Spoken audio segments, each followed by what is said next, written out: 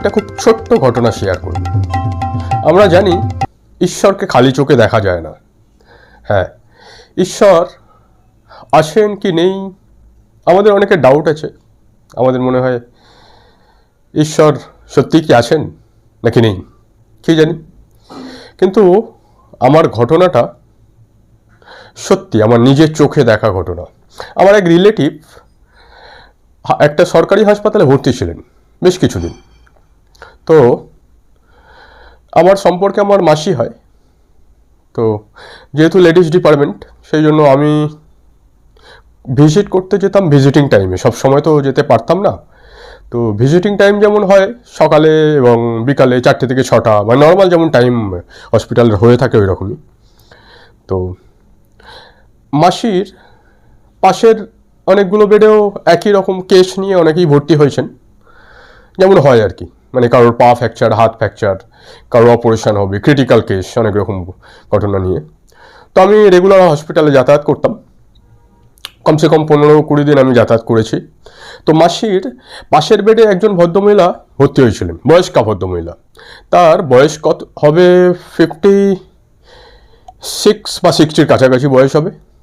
খুব critical condition, মানে তার দুটো হাত ভেঙে গেছে, একটি পা ভাঙা, কোমরে চোট পেয়েছেন। ভদ্রমহিলা একদম শয্যাশায়ী, এবং ভদ্রমহিলার কোনো রিলেটিভ বা আত্মীয় স্বজন কেউ তার নেই।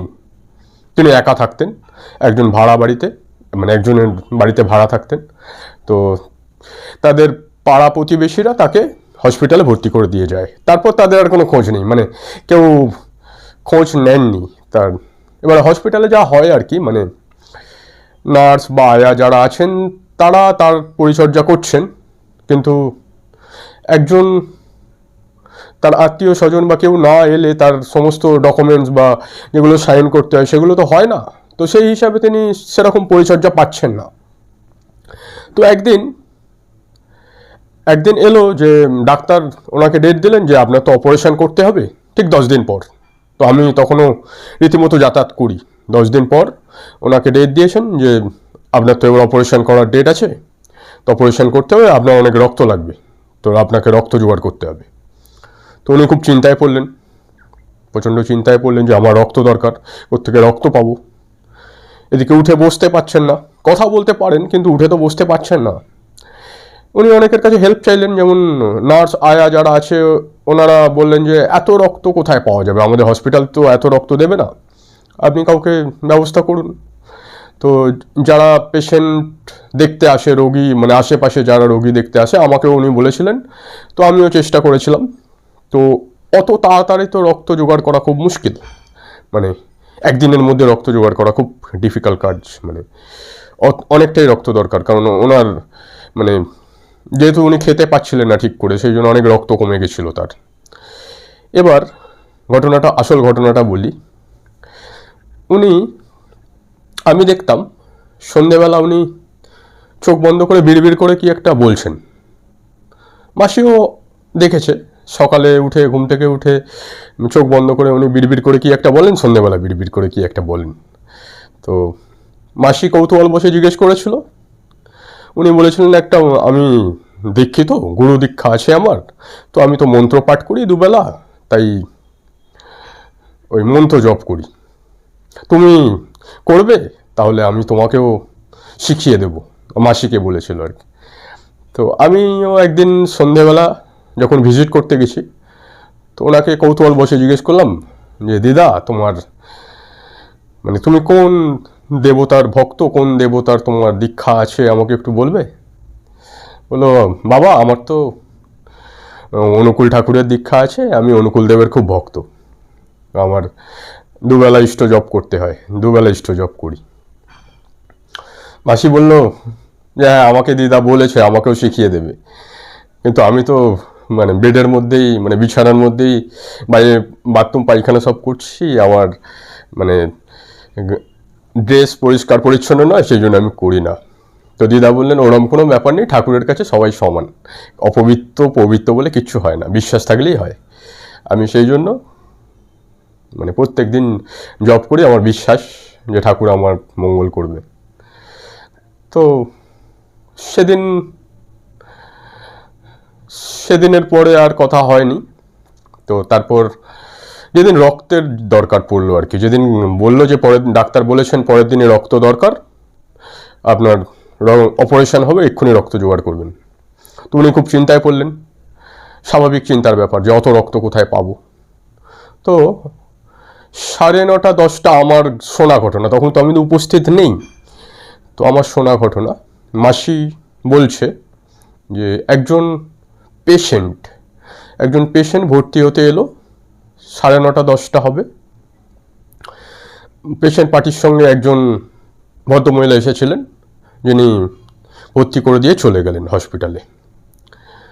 এবার যিনি ভদ্রমহিলা পেশেন্ট পার্টির সঙ্গে এসেছিলেন, উনি ওই ভদ্রমহিলার কাছে, মানে ওই দিদার কাছে এসে বলছেন, দিদা আমাকে চিনতে পারছো? আমি তো তোমাদের পাড়াতেই তো থাকি, তুমি কবে ভর্তি হয়েছো? দিদা তো চিনতে পারেনি, বলছে তুমি আমাকে চিনতে পারছো না? আমি তোমাদের পাড়াতেই তো থাকি, তুমি যেখানে ভাড়া থাকো ওই আশেপাশেই থাকি, তোমার কি হয়েছে? বলছে, মা আমি খুব বিপদে পড়েছি, আমার তো রক্তের দরকার, তো রক্ত পাচ্ছে না, আমাকে কেউ রক্ত দেবে, এত রক্ত আমাকে মানে কোথা থেকে জোগাড় করবো, আমি খুব চিন্তায় পড়েছি। তো ভদ্রমহিলা বললেন যে মাসি, তোমাকে কোনো চিন্তা করতে হবে না, আমি সব ব্যবস্থা করে দেবো, তুমি আমাকে ডকুমেন্টস দাও, আমি সব ব্যবস্থা করে দেবো, কোথায় কথা বলতে হবে বলো। তো ভদ্রমহিলা সেদিন ওনাকে বলে আর চলে গেলেন, বলে আমি কথা বলে নিচ্ছি, তোমার কোনো চিন্তা নেই, আমি সব ব্যবস্থা করে দেবো, বলে ভদ্রমহিলা চলে গেলেন। তো তারপরের দিন সকালবেলা যথারীতি যারা নার্স বা আয়া যারা আছে বললেন, আপনার রক্ত জোগাড় হয়ে গেছে, রক্ত দেবার ব্যাপার আছে, রক্ত দেব, তো আপনার আজকে অপারেশনের ডেট আছে। তো দিদা বলছে, আমাকে রক্ত কে দিল? আমি তো কাউকে আমি তো মানে কাউকে চিনি না, ওই ভদ্রমহিলা একজন এসেছিলেন রাত্রিবেলা, তাকে বললাম যে আমাকে রক্তের দরকার, রক্ত দিতে হবে। তো হ্যাঁ, ওই একজন ভদ্রমহিলা আমার সঙ্গে আমাদের সকালবেলা এসে উনি রক্ত ব্যবস্থা করে দিয়ে গেছেন, ভদ্রমহিলার নাম একটা কি যেন সাইন করে গেছেন, বললেন আপনার পরিচিত, আপনার আত্মীয় হয়, এই বলে লিখে গেছেন। তো দিদা বললেন, তার নাম কি? বললো, ওনার নাম তো বললেন কি গৌরী ব্যানার্জি নাকি একটা নাম বললেন উনি। তো দিদা বললেন, ওই নামে তো কাউকে চিনি না আমি, কে আমাকে রক্ত দেবে, এরা কে রক্ত দিতে পারে? তো সেটা তো একটা ব্যাপার গেল।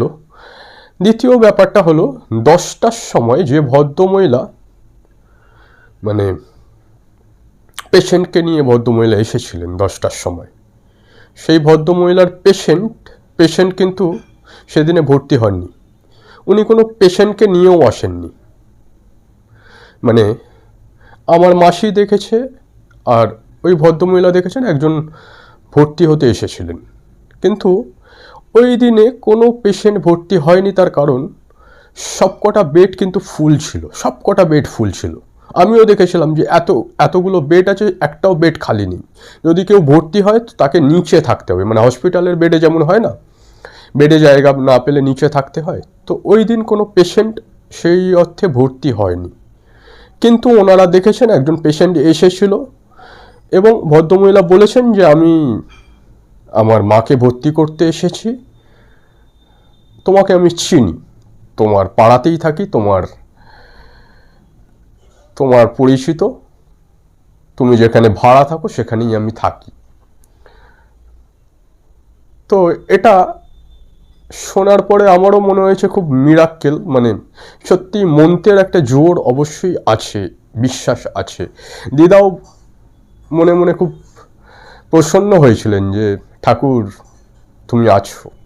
হ্যাঁ, সত্যি ঠাকুর আছে, ঈশ্বর আছে, বারবার প্রমাণিত হয়, মানুষের রূপ ধারণ করে আসতে পারেন উনি, বা যে কোনো রূপ ধারণ করে উনি আসতে পারেন। তিনি প্রতি পদক্ষেপে বুঝিয়ে দেন যে তিনি আছেন, কোথাও না কোথাও তিনি আছেন। আর শুধু তাই নয়, তার সাথে মানে উনি ইঙ্গিতও দেন, উনি অনেক রকম ইঙ্গিতও দেন, যারা ইঙ্গিত বুঝতে পারে, ভগবানের ইঙ্গিত, ঈশ্বরের ইঙ্গিত যারা বুঝতে পারে তারা জানে তিনি ইঙ্গিত দেন। যাই হোক, আমার এই ঘটনাটা কিন্তু সত্যি ঘটনা, এটা গল্প নয়, আমার নিজের চোখে দেখা ঘটনা।